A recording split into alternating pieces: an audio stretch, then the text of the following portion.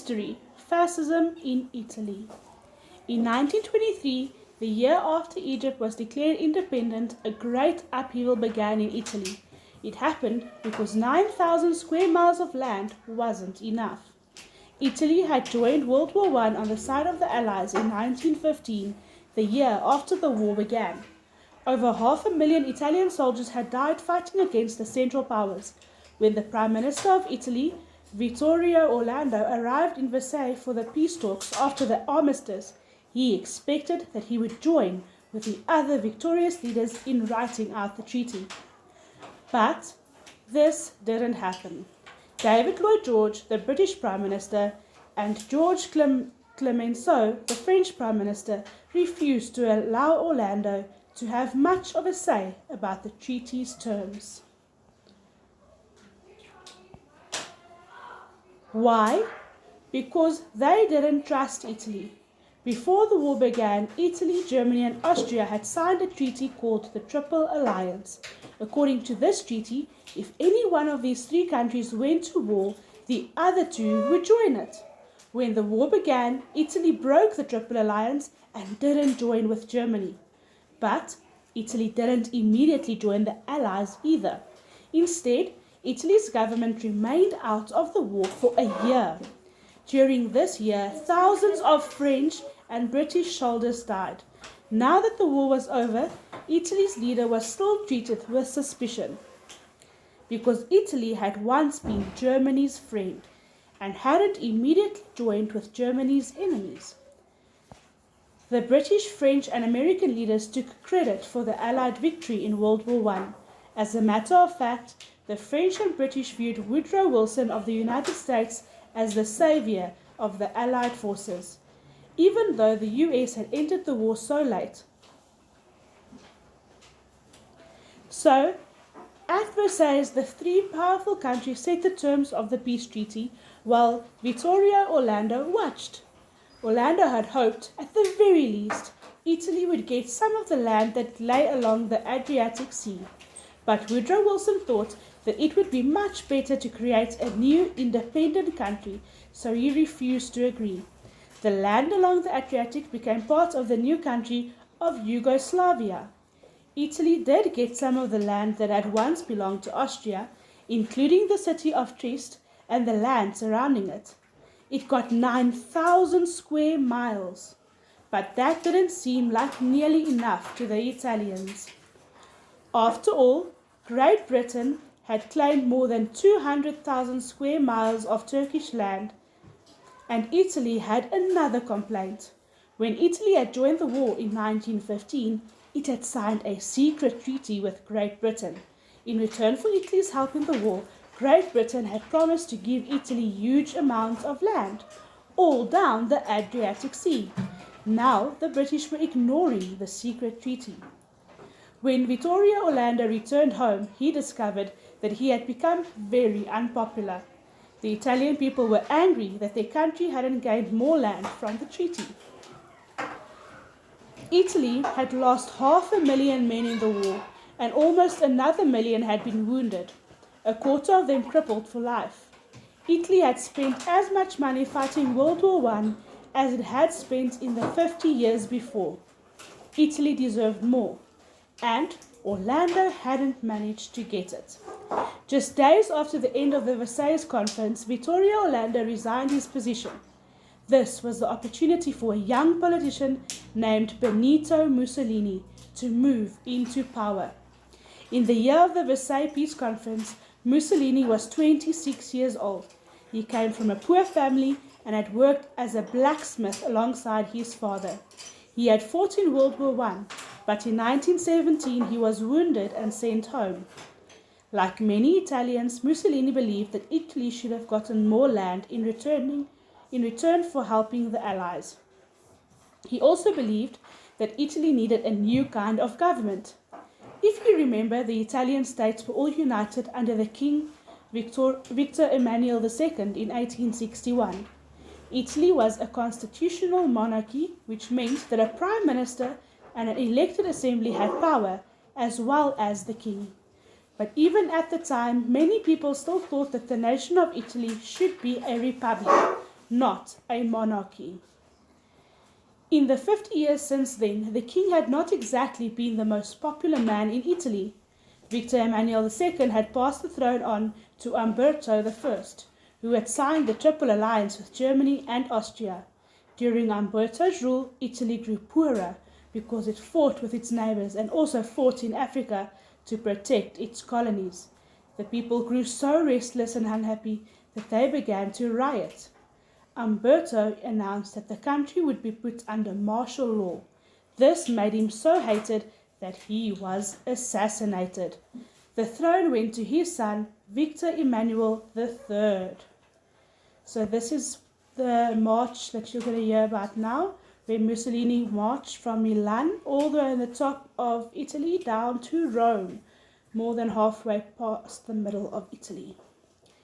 Victor Emmanuel III allowed Vittorio Orlando, his prime minister, to help him make his decisions. When Orlando resigned, Victor Emmanuel III could not find a strong prime minister to replace him. Italy had 4 different prime ministers in 3 years.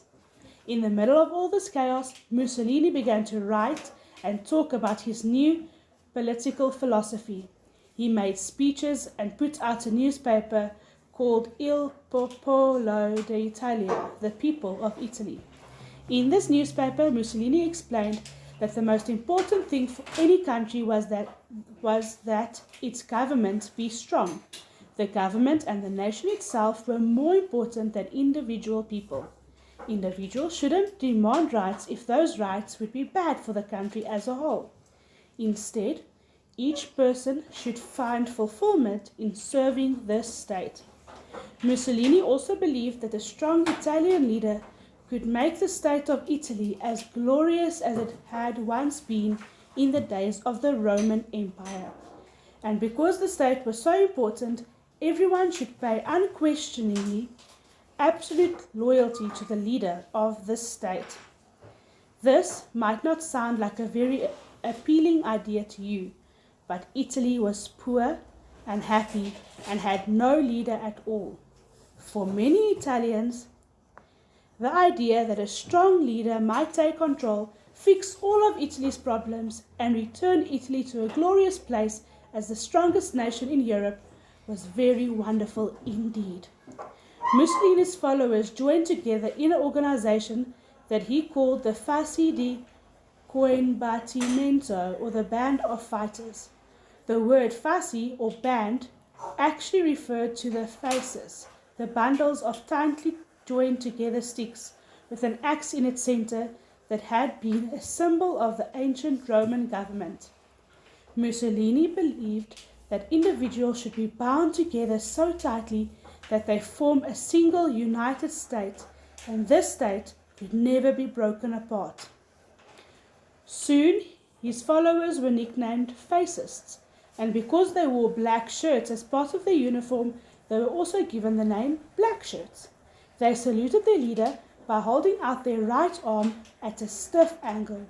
They claimed this salute was the same one the ancient Romans used.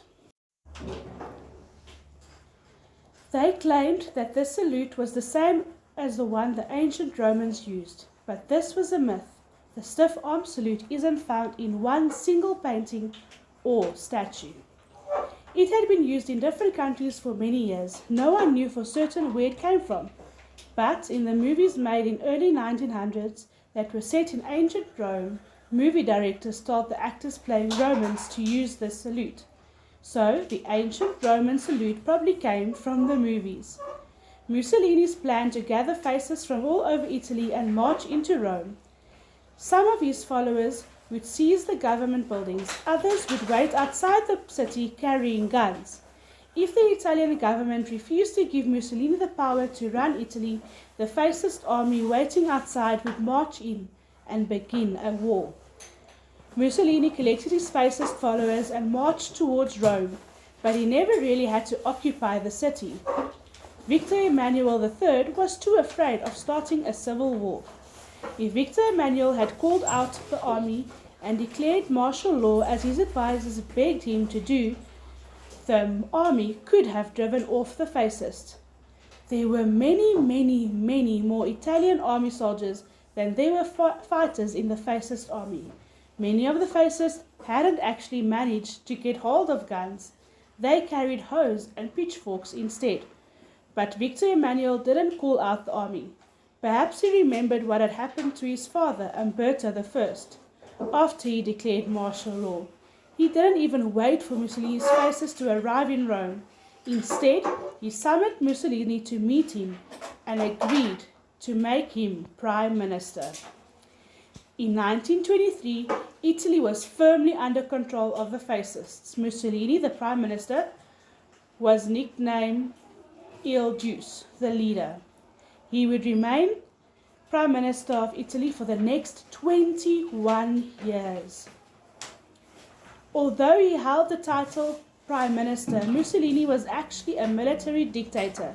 He wanted to build a new Roman Empire by recapturing all the land around the Mediterranean Sea. He knew that Romulus, the legendary founder of Rome, was supposed to have taken a plough and ploughed out the borders of his new city. So, imitating Romulus, Mussolini got a tractor and drove around the borders of new cities that he hoped to build into his new Roman Empire. If Italy had to go to war to build this new empire, Mussolini would declare war. So, in outline, to review, Mussolini's ideas was the most important thing in any country is a strong government.